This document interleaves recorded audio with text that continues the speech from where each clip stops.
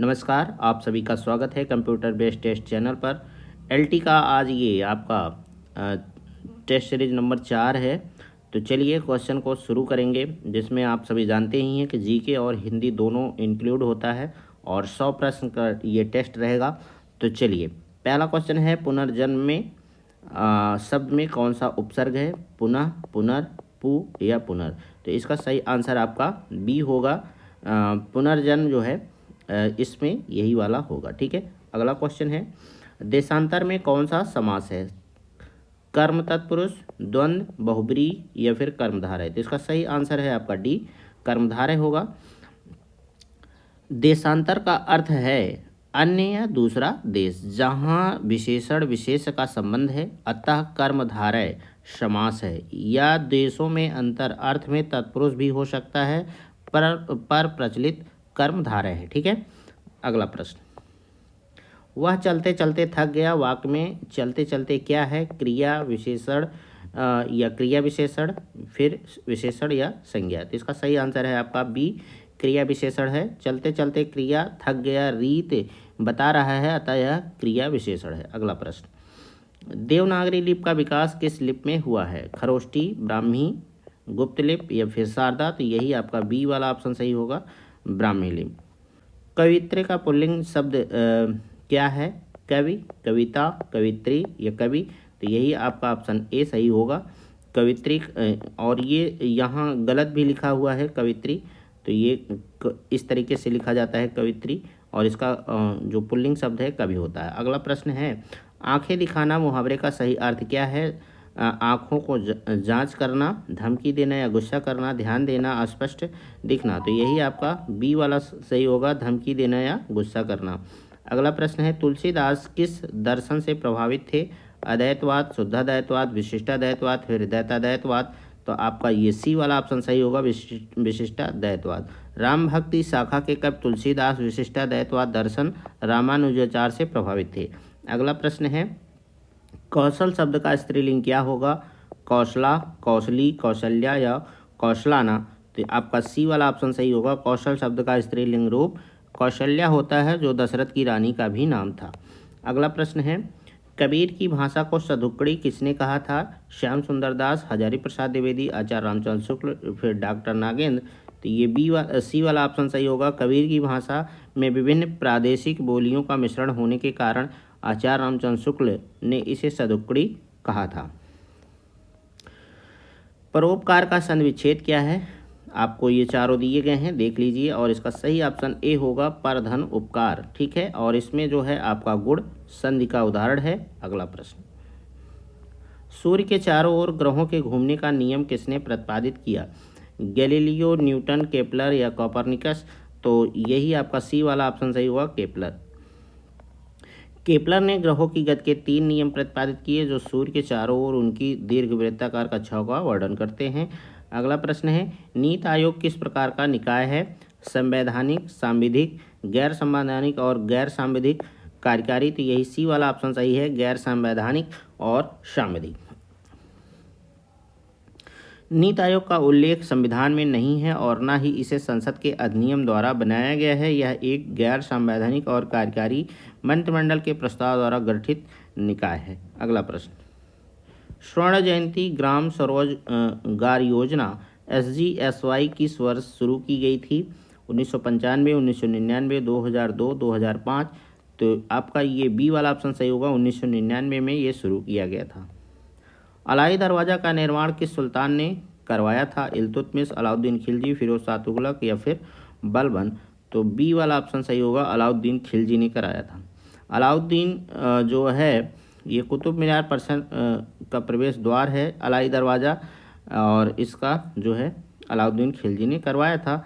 Red data book किससे संबंधित है? प्रदूषण नियंत्रण, विलुप्त हो रहे जीवों से, जल संरक्षण, खतरनाक उद्योगों से? तो आपका बी वाला ऑप्शन सही होगा। रेड डाटा बुक में उन पौधों और जानवरों की प्रजातियों का रिकॉर्ड रखा जाता है जो विलुप्त होने के खतरे में हैं। भारत की पहली महिला राज्यपाल कौन थी? सरोजनी नायडू, सुचेता कृपलानी, विजय लक्ष्मी पंडित या फिर इंदिरा गांधी? तो आपका ए वाला ऑप्शन सही होगा, सरोजनी नायडू। सरोजनी नायडू स्वतंत्र भारत में किसी भी राज्य या उत्तर प्रदेश की पहली महिला राज्यपाल थी। अगला प्रश्न, माउंट एवरेस्ट पर चढ़ने वाली पहली भारतीय महिला कौन थी? पीटी उषा, बछेंद्री पाल, संतोष यादव, कल्पना चावला। तो बी वाला ऑप्शन सही है आपका, बछेंद्री पाल। और ये जो है 1984 में माउंट एवरेस्ट पर चढ़ने वाली पहली भारतीय महिला बनी थी। उत्तर प्रदेश का राजकीय वृक्ष क्या है? अशोक, बरगद, पीपल, नीम। तो आपका सही आंसर होगा अशोक। ठीक है, अगला प्रश्न, प्रकाश संश्लेषण की क्रिया में कौन सी गैस आवश्यक है? Oxygen, nitrogen, carbon dioxide, hydrogen. तो कार्बन डाइऑक्साइड जो है आवश्यक है। पौधे प्रकाश संश्लेषण के लिए कार्बन डाइऑक्साइड का उपयोग करते हैं और ऑक्सीजन मुक्त करते हैं, सभी जानते हैं। अगला प्रश्न है, असहयोग आंदोलन की शुरुआत किस वर्ष हुई थी? 1918, 1919, 1920, 1922। तो आपका यही सी वाला ऑप्शन सही होगा, 1920 में असहयोग आंदोलन शुरू हुआ था और इसको महात्मा गांधी के नेतृत्व में शुरू किया गया था। अगला प्रश्न है, भारत में हरित क्रांति के जनक किसे माना जाता है? Norman Borlaug, doctor Verghese Kurien, M S Swaminathan, Raja Ramanna. तो यही आपके सी वाला ऑप्शन सही है, एम एस स्वामीनाथन। विश्व में नॉर्मन बोरलॉग को, जबकि भारत में डॉक्टर एम एस स्वामीनाथन को हरित क्रांति का जनक माना जाता है। अगला प्रश्न है,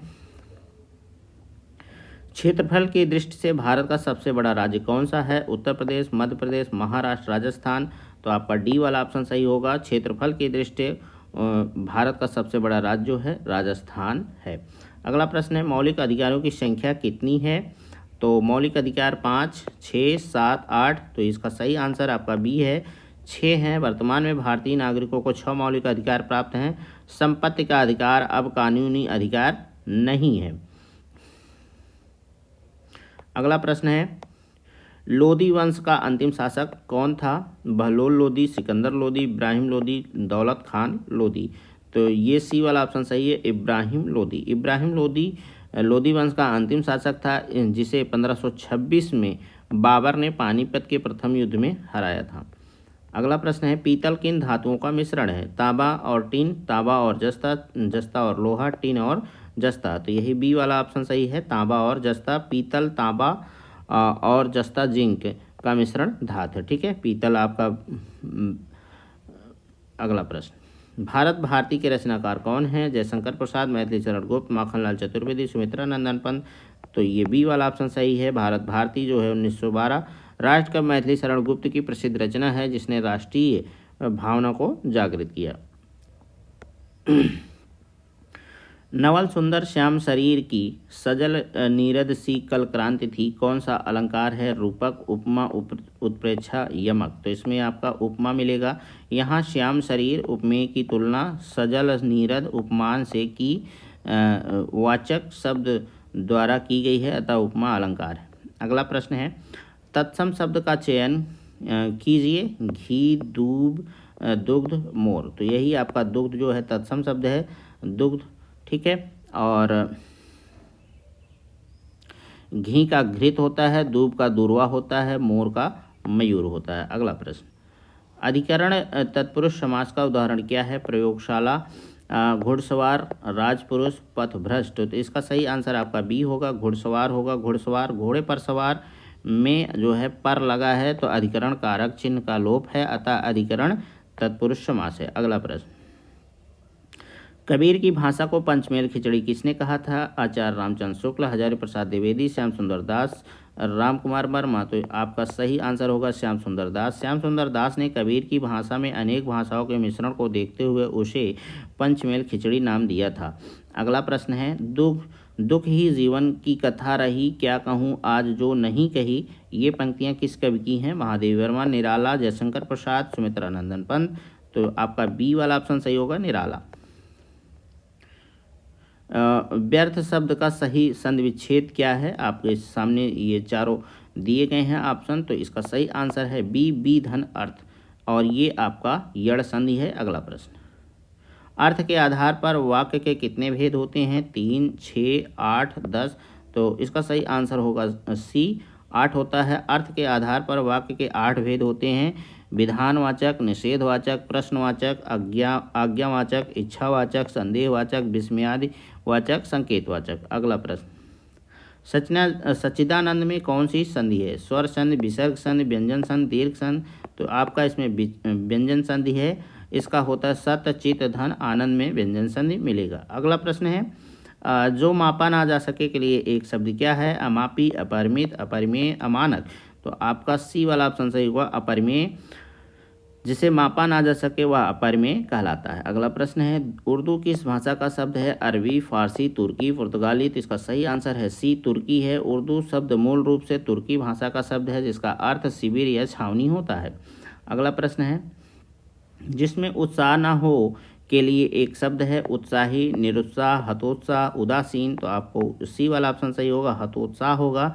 अगला प्रश्न है संदेह और भ्रांतिमान अलंकार में मुख्य अंतर क्या है? उपमान का अभाव, निश्चय का होना या ना होना, वाचक शब्दों का प्रयोग, उपमेय उपमान का अस्पष्ट होना। तो आपका बी वाला ऑप्शन सही होगा, निश्चय का होना या ना होना।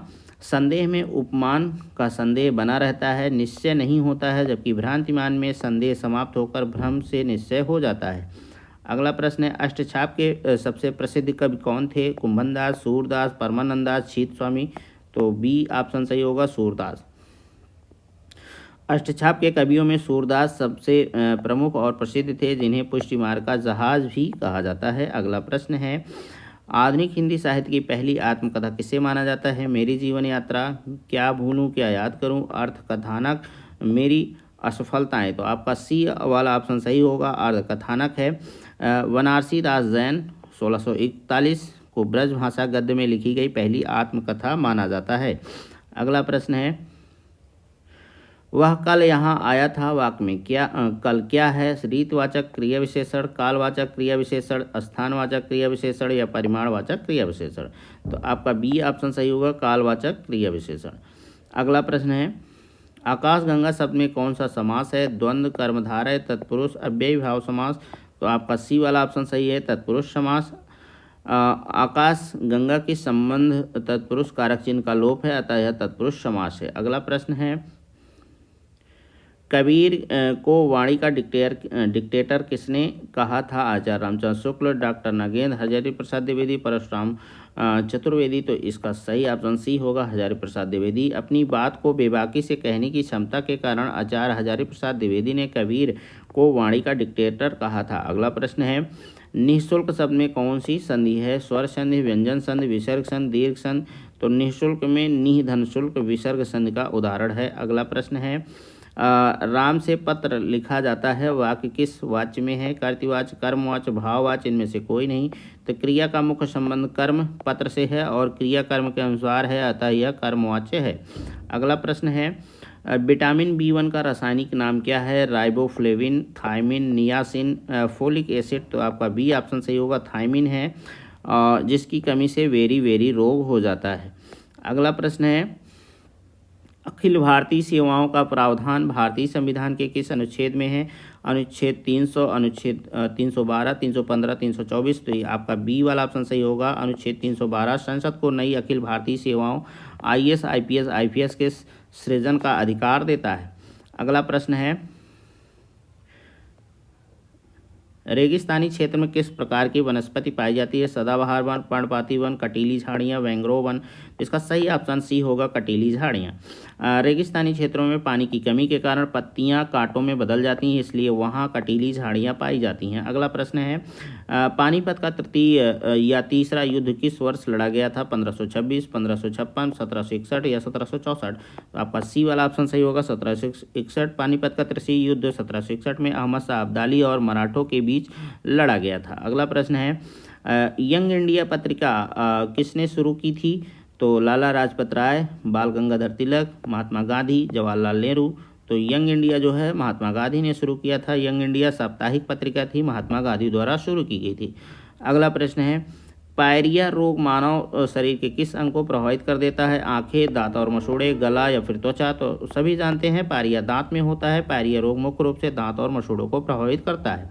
अगला प्रश्न है सार्वजनिक क्षेत्र के बैंकों में सर्वाधिक हिस्सेदारी किसकी होती है? RBI की, केंद्र सरकार की, राज्य सरकार की, निजी निवेशक की। तो आपका बी ऑप्शन सही होगा, केंद्र सरकार की सार्वजनिक क्षेत्र में बैंकों में सर्वाधिक कम से कम 51% की हिस्सेदारी केंद्र सरकार की होती है।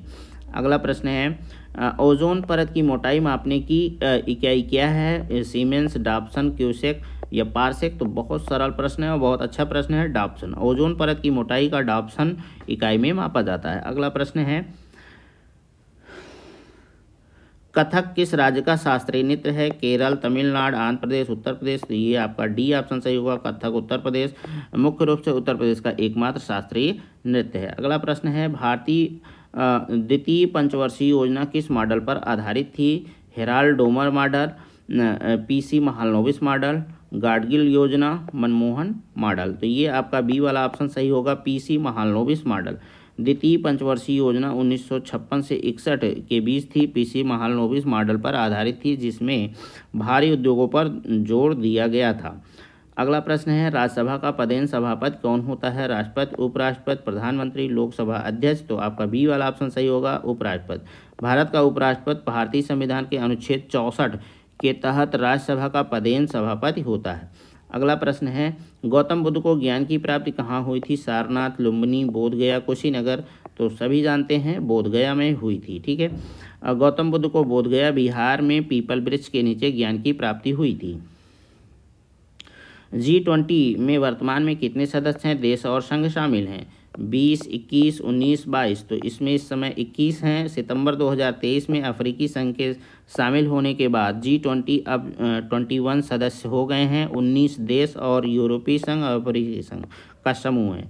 अगला प्रश्न है, यूरिया में नाइट्रोजन किस रूप में पाया जाता है? नाइट्रेट, नाइट्राइट, अमोनिया या फिर एमाइड? तो ये एमाइड के रूप में मिलता है। यूरिया का रासायनिक सूत्र आपका यहाँ दिया गया है, जिसमें नाइट्रोजन एमाइड समूह के रूप में पाया जाता है। अगला प्रश्न है, उत्तर प्रदेश में चूड़ी उद्योग के लिए कौन सा शहर प्रसिद्ध है? लखनऊ, कानपुर, फिरोजाबाद, मेरठ? तो इसका सही आंसर है सी, फिरोजाबाद। फिरोजाबाद शहर उत्तर प्रदेश अपने कांच और चूड़ी उद्योग के लिए विश्व प्रसिद्ध है। अगला प्रश्न है, साहित्य लहरी किसकी रचना है? कबीरदास, सूरदास, तुलसीदास, जायसी? तो सभी जानते हैं सूरदास की है साहित्य लहरी। महाकाव्य सूरदास द्वारा रचित एक काव्य संग्रह है, जिसमें सूर्य के दृष्टिकूट पदों का संग्रह है। अगला प्रश्न है, उन्मीलन का सही विलोम शब्द क्या है? अनुमीलन, निमीलन, प्रस्फुटन या सम्मीलन? तो आपका यही बी वाला ऑप्शन सही होगा, निमीलन। उन्मीलन आंखें खोलना का सही विलोम निमीलन मतलब आंखें बंद होता है। अगला प्रश्न है, बीती विभावरी जागरी किस कवि की प्रसिद्ध कविता है? महादेवी वर्मा, सुमित्रा नंदन पंत, जयशंकर प्रसाद, निराला? तो ये जो है जयशंकर प्रसाद की है। यह छायावाद के प्रमुख कवि जयशंकर प्रसाद की प्रसिद्ध कविता है, जो उनकी लहर जो कविता थी उसमें संग्रह संकलित है। अगला प्रश्न है, विराम चिन्ह के संबंध में सबसे अधिक प्रयुक्त होने वाला चिन्ह कौन सा है? पूर्ण विराम, अल्प विराम, प्रश्नवाचक, उद्धरक? तो ये जो है अल्प विराम है। वाक्यों में सबसे अधिक उपयोग अल्प विराम का होता है, जिसका प्रयोग थोड़े ठहराव के लिए किया जाता है। अगला प्रश्न है, मनोहर शब्द का सही संधि विच्छेद क्या है? मनहधनहर? आप चारों दिया गया है, ध्यान से देखिए। फिर इसका सही आंसर सी होगा, मनहधनहर। मनोहर, मनहधनहर विसर्ग संधि का उदाहरण है, जहाँ विसर्ग का ओ हो गया है। ठीक है, अगला प्रश्न है, अव्ययी समास का उदाहरण क्या है? पीताम्बर, आजन्म, राजकुमार, भाई बहन? तो इसका सही ऑप्शन होगा आजन्म। आजन्म जन्म पर्यंत में आ उपसर्ग अव्यय लगा है और समस्त पद अव्यय की तरह कार्य करता है, अतः यह अव्ययी भाव समास है। अगला प्रश्न है, भारतेंदु का नामकरण किस साहित्यकार के नाम पर हुआ है? महावीर प्रसाद द्विवेदी, मैथिली शरण गुप्त, बालकृष्ण भट्ट या फिर भारतेंदु हरिश्चंद्र? तो इसका सही आंसर आपका डी है, भारतेंदु हरिश्चंद्र। आधुनिक भारतीय हिंदी साहित्य के पहले युग का नामकरण भारतेंदु हरिश्चंद्र के नाम पर किया गया है। अगला प्रश्न है, संज्ञा के स्थान पर प्रयुक्त होने वाले शब्द को क्या कहते हैं? क्रिया, विशेषण, सर्वनाम, अव्यय? तो सभी जानते हैं सर्वनाम है। सर्वनाम ऐसे शब्द होते हैं जो वाक्य में संज्ञा के स्थान पर प्रयुक्त होते हैं।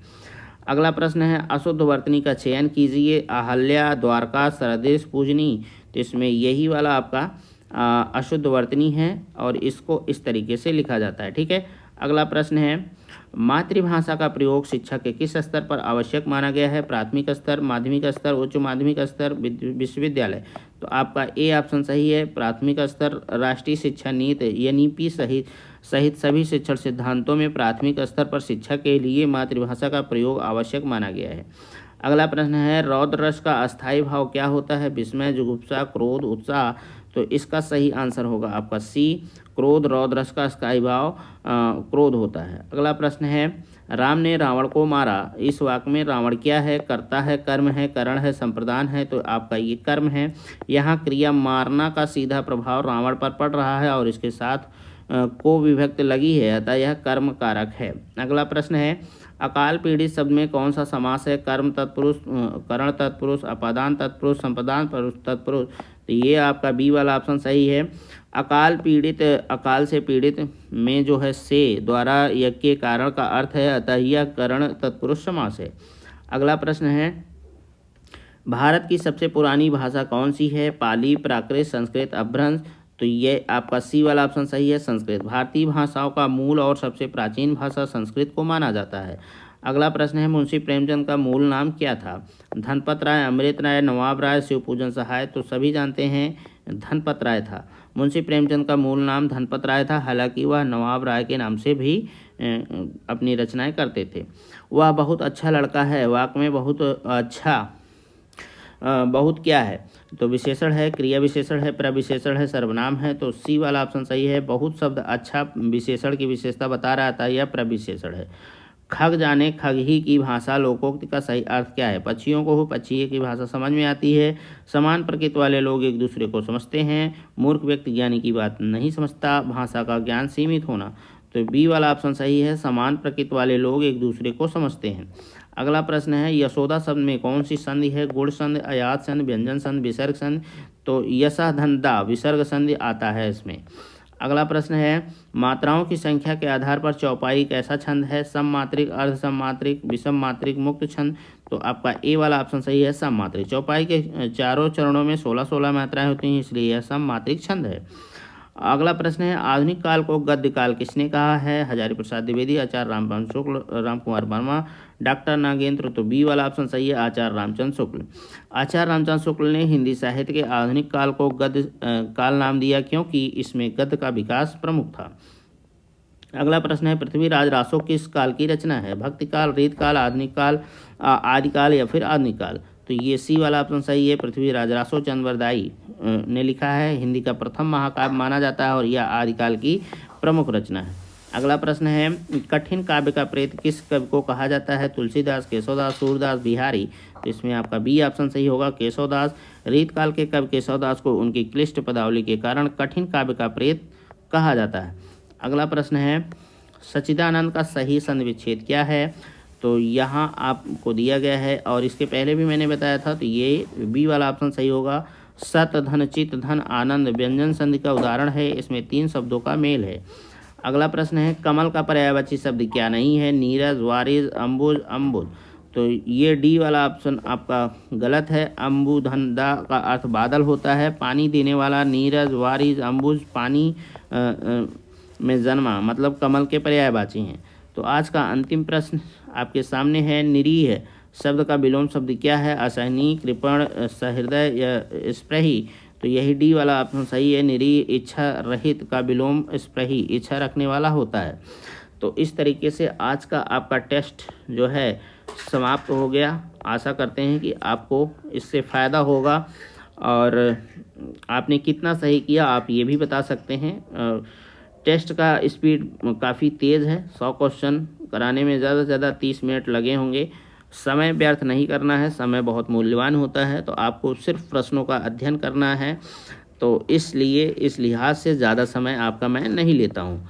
तो चलिए आज के लिए बस इतना ही, फिर अगला टेस्ट जो है आपको कल मिलेगा। तब तक के लिए नमस्कार।